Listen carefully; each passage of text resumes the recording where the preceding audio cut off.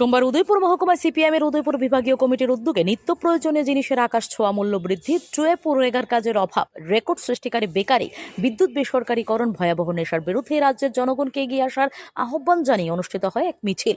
মিছিলটি জামতলা থেকে শুরু করে সেন্ট্রাল রোড, পুরনো motor stand, new town road, থানা কর্নার হয়ে জামতলাতে এসে শেষ হয় মিছিলটি।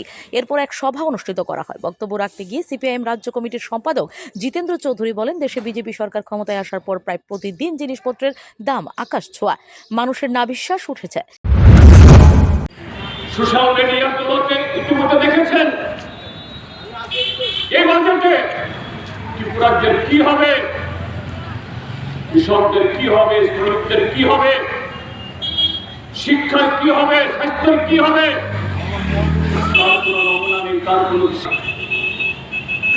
শুধু লুটপাটের জন্য অসামঞ্জস্যপূর্ণ, অসংলগ্ন কিছু তথ্য, যার পেছনে কোনো যুক্তি নেই, দিশা নেই, শুধু লুটের রাস্তা রেখে এইভাবে এই রাজ্যের মধ্যে ওরা বাজেট পেশ করেছে গায়ের জুড়ে।